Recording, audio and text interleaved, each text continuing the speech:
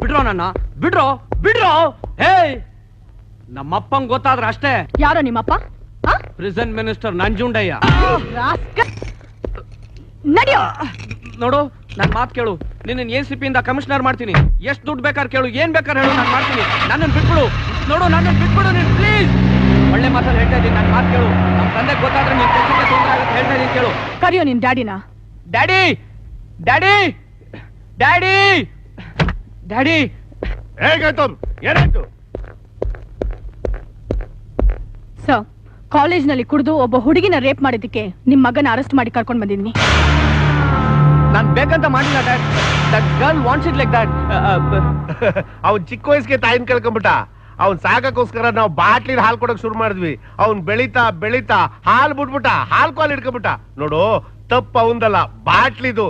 ಏನೋ ತಾಯಿಲಿ ತಪ್ಪ ಮಾಡ್ಬಿಟ್ಟು ಅಂತ ತಿಳ್ಕೊಂಡ್ಬಿಟ್ಟು ಒಂದ್ ಪಿಟಿ ಕೇಸ್ ಆಗ್ಬಿಟ್ಬಿಡು. ಪಿಟಿ ಕೇಸ? ನಾನೇನಾದ್ರೂ ಜಡ್ಜ್ ಆಗಿದ್ರೆ IPCನು ರೆಫರ್ ಮಾಡದೆ ಹೆಂಗಸರ ಕೈಯಲ್ಲಿ ನಡು ರಸ್ತೆಯಲ್ಲಿ ಕಲ್ಲಲ್ಲಿ ಹೊಡೆಸಿ ಸಾಯಿಸ್ತಾ ಇದೆ. ಬಟ್ ಅದಕ್ಕೆ ಕೋರ್ಟ್ ಇದೆ. ಮಿಸ್ಟರ್ ನಂಜುಂಡಯ್ಯ, ನಿಮ್ ಪವರ್ಸ್ನೆಲ್ಲ ಯೂಸ್ ಮಾಡಿದ್ರು ನಾನ್ ನಿಮ್ ಮಗನ ಬಿಡೋದಿಲ್ಲ. ಸುಮ್ನೆ ಫೋನ್ಸು ಟೈಮ್ ವೇಸ್ಟ್ ಮಾಡಬೇಡಿ ಅಂತ ಹೇಳೋಕ್ ಬಂದಿದ್ದೀನಿ. that's it.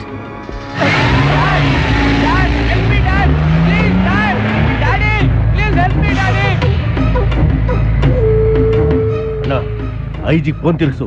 ಈಗಿಂದೀಗ ಅವಳನ್ನ ಎತ್ತಗಡೆ ಬಾರಿಸ್ಬಿಡೋಣ. ನೋ, ಮಗನ್ನ ಅರೆಸ್ಟ್ ಮಾಡಿದ್ರು ತಡೀದೆ ತಪ್ಪು ಮಾಡಿದವರಿಗೆ ಶಿಕ್ಷೆ ಆಗಬೇಕು ಅನ್ಕೊಂಡು ಪ್ರಿಸನ್ ಮಿನಿಸ್ಟ್ರು ಸುಮ್ಮನೆ ಇದ್ರು ಅಂತ ಜನ ಹೊಗಳ್ತಾರೆ. That is politics. ವಾದ ವಿವಾದಗಳನ್ನು ಪರಿಶೀಲಿಸಿದ ನಂತರ ಗೌತಮ್ನನ್ನು ಅಪರಾಧಿ ಎಂದು ಪರಿಗಣಿಸಿ IPC ಸೆಕ್ಷನ್ 506 ಪ್ರಕಾರ 7 ವರ್ಷಗಳ ಕಾಲ ಕಠಿಣ ಶಿಕ್ಷೆ ವಿಧಿಸಲಾಗಿದೆ. Well done madam, well done. Minister ಮಗ ಅನ್ನೋದನ್ನು ಕೇರ್ ಮಾಡದೆ ಕರ್ತವ್ಯನೇ ಮುಖ್ಯ ಅನ್ನೋ ಪೊಲೀಸ್ ಆಫೀಸರ್ ಇನ್ನೂ ನಮ್ಮ ರಾಜ್ಯದಲ್ಲಿ ಇರೋದನ್ನು ನೋಡಿ ತುಂಬಾ ಸಂತೋಷವಾಗ್ತಾ ಇದೆ. ಬರ್ಕೊಳ್ಳಿ, ಪ್ರೆಸ್ನವರೆಲ್ಲ ಬರ್ಕೊಳ್ಳಿ. ಕಮಾನ್ ಕಮಾನ್. ಟ್ರ್ಯಾಕು ಬೇರೆ ಕಡೆ ಓಡ್ತಾ ಇರೋಗಿದೆ. ಕಾಕಿ ಬಟ್ಟವ್ರು ಏನೋ ಅಂದಂಗಾಯ್ತು. ಟ್ರ್ಯಾಕು ಬೇರೆ ಕಡೆ ಓಡ್ತಾ ಇದೆ ಎಂದೆ. ಇದರ ಬಗ್ಗೆ ಮಾತಾಡಿ CM ಇಂದ ಈಕೆಗೆ ಬಹುಮಾನ ಕೊಡಿಸಬೇಕು ಅಂತ ತೀರ್ಮಾನ ಮಾಡಿದ್ದೀನಿ. ಬರ್ಕೊಳ್ಳಿ, ಇದನ್ನ ದೊಡ್ಡ ನ್ಯೂಸ್ ಮಾಡಿ ಹಾಕಿ. ಪಬ್ಲಿಸಿಟಿ ಸ್ಟಂಟ್ ಇದ್ದಾಗಿದೆ. ಏನಂದ್ರೆ? ಪಬ್ಲಿಸಿಟಿ ಸ್ಟಂಟು ಅಂದೆ. ಡ್ಯಾಡ್, ಡ್ಯಾಡ್,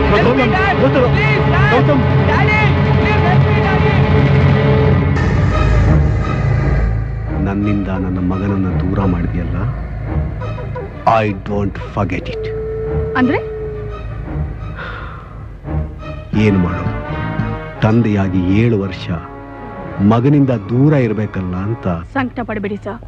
ಒಬ್ಬ ಡಾಕ್ಟರ್ ಹಾಸ್ಪಿಟಲ್ ಕಟ್ಸಿ 4 ಜನಕ್ಕೆ ಔಷಧಿ ಕೊಟ್ಟು ತನ್ನ ಜೀವನ ಸಾರ್ಥಕ ಆಯ್ತು ಅನ್ಕೋತಾನೆ. ಹಾಗೆ ನಿಮ್ ಮಗನ ಜೈಲಿಗೆ ಕಳ್ಸಿ ಪ್ರೆಸೆಂಟ್ ಮಿನಿಸ್ಟರ್ ಆಗಿದ್ದಕ್ಕೆ ಸಾರ್ಥಕ ಆಯ್ತು ಅನ್ಕೊಳ್ಳಿ. ಮೇಡಮ್, ಮೇಡಮ್, ಅಲ್ಲ ಬುಷಿ ಆಸಿಡ್ ಹಾಕಿದ್ದಾರೆ. ಏನು? ಎಲ್ಲಿ? ಜ್ಯೋತಿನ ಸಿಗು. ಓಹ್, ಈಗ ನಿನ್ ಜನ್ಮ ಸಾರ್ಥಕವಾಗೋಯ್ತಾ? ಕ್ಷತ್ರಿಯರಿಗೆ ಜೀವನ ಸಾರ್ಥಕ ಆಗೋದು ಶತ್ರುವನ್ನ ಕೊಂದಾಗಲಿ. ಇದು ಅದರ ಆರಂಭ. This is political style.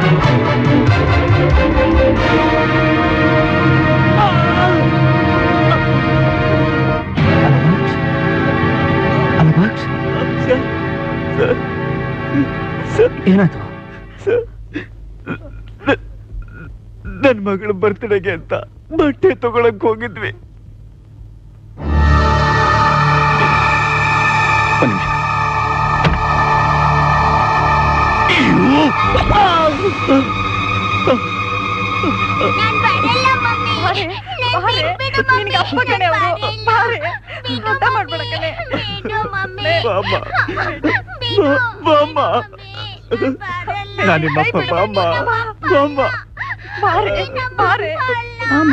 ಅಪ್ಪನ ಹತ್ರ ಬಾ. ಬೇಟಿ ಬಾಮ್ಮ, ನಾನಿಮ್ಮಪ್ಪ. ಬಾಮ್ಮ ಬಾಮ್ಮ. ಅವರು ಹಠ ಮಾಡ್ಬೇಡ ಬೇಟಿ, ಹಠ ಅಲ್ಲ ಬಾಕ್ಷ್, ಸಮಾಧಾನ ಮಾಡ್ಕೊ. ಸರ್, ಮಾತನ್ನ ನಡೆಸ್ಕೊಡ್ತೀರಾ ಸರ್?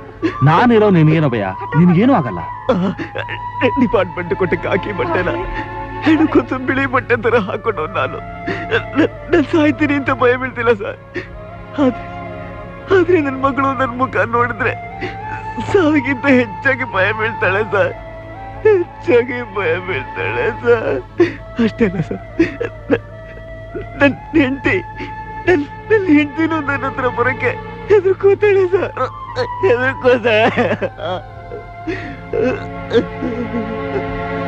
ಸರ್. ನನಗೆಷ್ಟೇ ಕಷ್ಟ ಇದ್ರು ನನ್ನ ಹೆಂಡತಿ ಮಗಳು ನನ್ನ ಹತ್ರ ಬಂದು ನಗ್ತಾ ಮಾತಾಡಿದ್ರೆ ಸಾಕು, ನೋವನ್ನೆಲ್ಲ ಬರೀತಿದ್ದೆ. ಆದ್ರೆ ಈಗ ನಾನು ಆಗ್ಬಿಟ್ಟೆ ಸರ್.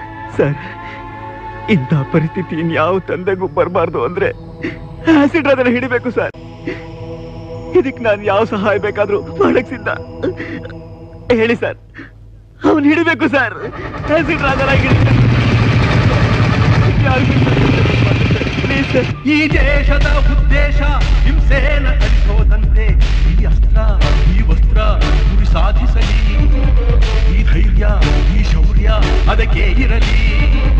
ಈ ನಾಡಿನ ಸಂದೇಶ ಶಾಂತಿನ ಬೆಳೆಸೋದಂತೆ. ಈ ಶಿಸ್ತು ಈ ನಡತೆ ಛಲ ಮೂಡಿಸಲಿ. ಈ ನೀತಿ ಈ ನಿಯಮ ಜನ ಪ್ರೀತಿಸಲಿ. ಹೇ ಯೋಧ, ನಿನಗೆ ನೀನೇ ಆಯುಧ.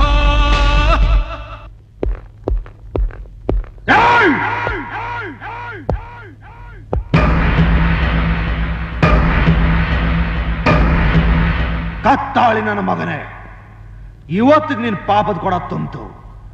ನಿನಗೆ ಪಿಂಡ ಇಡೋದಕ್ಕೆ ಬಂದಿದ್ದೀನಿ.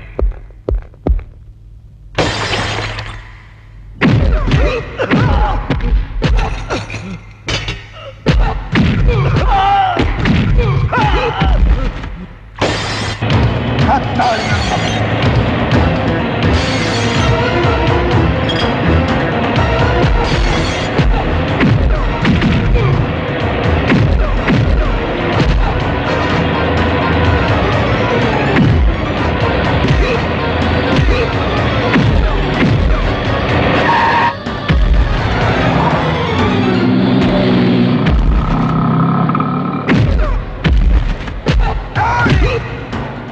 ಕತ್ತಾಳಿ ನನ್ನ ಮಗನೇ.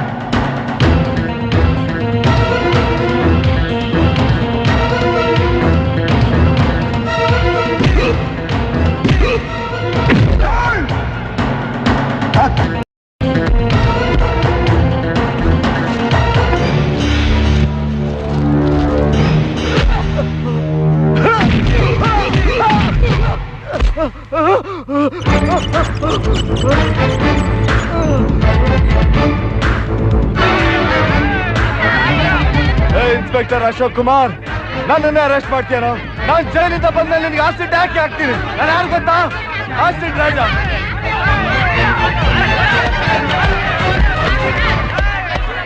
Congratulation mister Ashok Kumar. ಅಂತೂ ಆ ಆಸಿಡ್ ರಾಜನ್ ಹೇಳೋದು ನಮ್ಮ ಡಿಪಾರ್ಟ್ಮೆಂಟ್ ಮರ್ಯಾದೆ ಕಾಪಾಡಿದೆ. ಅದೇನು ದೊಡ್ಡ ವಿಷಯ ಬಿಡಿ ಸರ್. ನಮ್ಮ ಡಿಪಾರ್ಟ್ಮೆಂಟಿನ ಬೇರೆ ಯಾವುದೇ ವ್ಯಕ್ತಿ ಆಗಿದ್ರು ಅದೇ ಕೆಲಸ ಮಾಡ್ತಿದ್ರು. ಅದು ನಿಮ್ಮ ದೊಡ್ಡ ಗುಣ ಸರ್. ಅಲ್ಲಾ ಬಕ್ಷಿನ ಮೆಡಿಕಲ್ ರಿಯಂಪೋಸಿಷನ್ ರೆಡಿ ಇದೆ. 1 ಮಿನಿಟ್.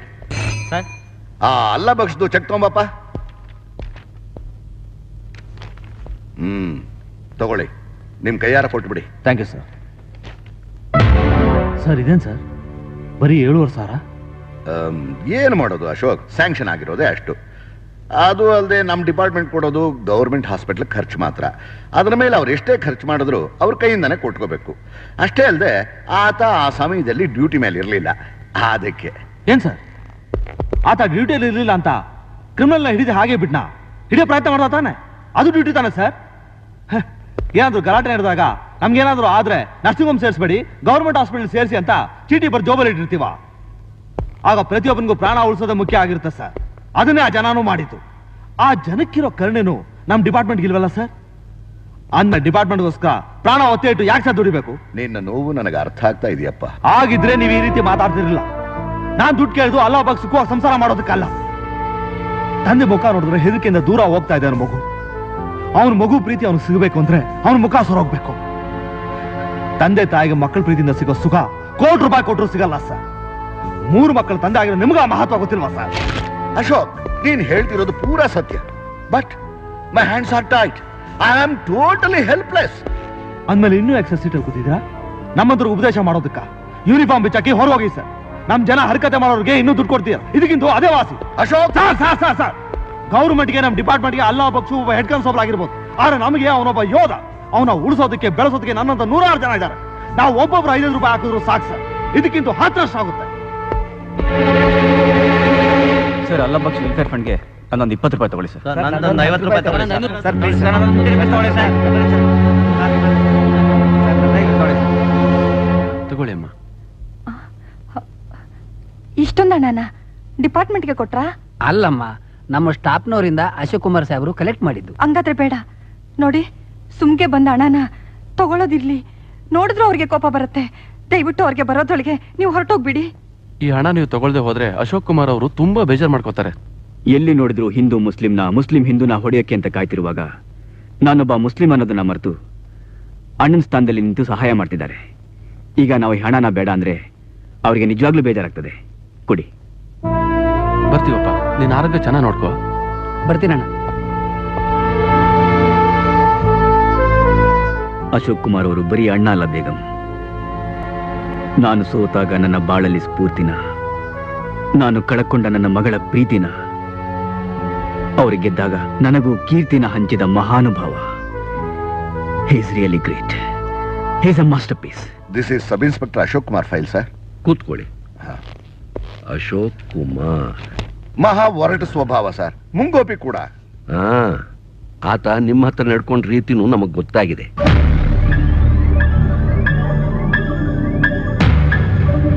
ನಾನು IG ಹತ್ರ ಮಾತಾಡಿ ಅವ್ರ ಮೇಲೆ ಏನ್ ಆಕ್ಷನ್ ತಗೋಬೇಕು ಅಂತ ತೀರ್ಮಾನ ಮಾಡ್ತೇನೆ. ಮೇಡಮ್ ಇಂದ ಫೋನ್. ಹಲೋ. ಹಾ,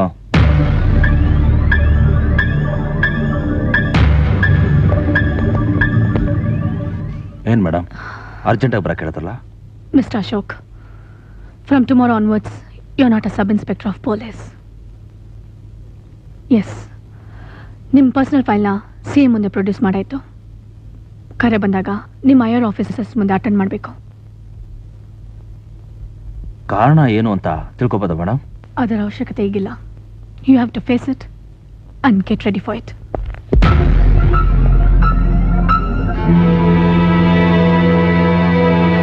Personally look after all the arrangements. Okay? Okay, sir. Mister Ashok Kumar, ಮೊನ್ನೆ ಪೊಲೀಸ್ ಕಮಿಷನರ್ ಬೈದ್ರಂತೆ. I just want to warn you. Police ಡಿಪಾರ್ಟ್ಮೆಂಟ್ನಲ್ಲಿ it's not only success which matters, even character. Try to cultivate it. Okay? ಇವತ್ತು police ದಿನಾಚರಣೆ.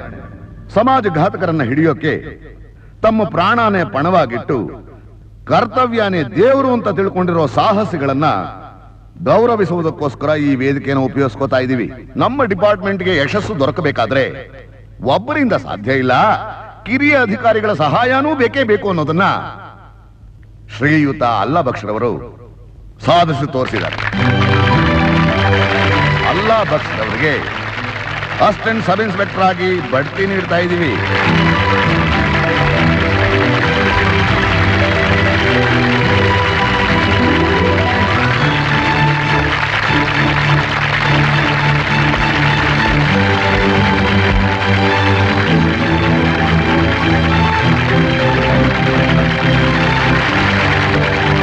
ಹಾಕಿ ತೊಟ್ಟ ಮಾತ್ರಕ್ಕೆ ನಾವು ಕಟಕರಲ್ಲ, salute ಹೊಡೆಯೋ ಯಂತ್ರಗಳೂ ಅಲ್ಲ. ನಮ್ಮ ಕೈಯಲ್ಲಿರೋ ಕೋಲು ಅಪರಾಧಿಗಳನ್ನ ದಂಡಿಸೋದಷ್ಟೇ ಅಲ್ಲ, ಅಂಧರಿಗೆ ದಾರಿಗೋಲು, ಅಶಕ್ತರಿಗೆ ಊರುಗೋಲಾಗಬೇಕು. ನಮ್ಮಲ್ಲಿ ಪ್ರೀತಿ, ಪ್ರೇಮ, ವಿಶ್ವಾಸ ಇರಬೇಕು. ಅದಿರೋದ್ರಿಂದಲೇ ACP ಅರುಂಧತಿಯವರು ನಮ್ಮನ್ನ ಕೇಳ್ಕೊಂಡಿದ್ರಿಂದ ನಾವು ಈ ವಿಷಯನ ಯಾರಿಗೂ ಹೇಳಲಿಲ್ಲ.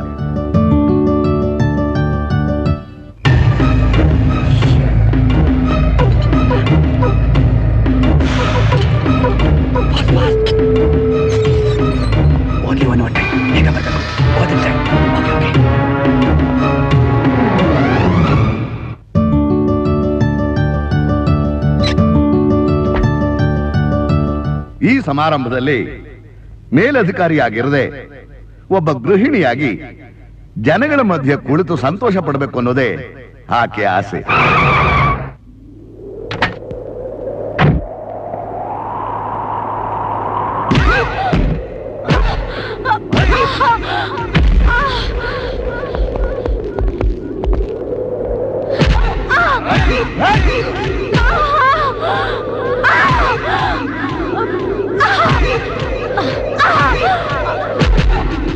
ಅದಕ್ಕೆ ಕಾರಣ ಮಿಸ್ಟರ್ ಅಶೋಕ್ ಕುಮಾರ್ ಅವರಿಗೆ ಸರ್ಕಲ್ ಇನ್ಸ್ಪೆಕ್ಟರ್ ಆಗಿ ಬಡ್ತಿ ಕೊಡ್ತಾ ಇರೋದು.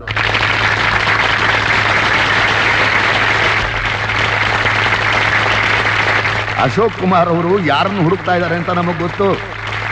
ಅವರು ಸಮಯಕ್ಕೆ ಸರಿಯಾಗಿ ಬಂದೇ ಬರ್ತಾರೆ. ಈಗ ನೀವು ಸ್ಟೇಜ್ ಮೇಲೆ ಬಂದು ಪ್ರಮೋಷನ್ ತಗೋಬೇಕು.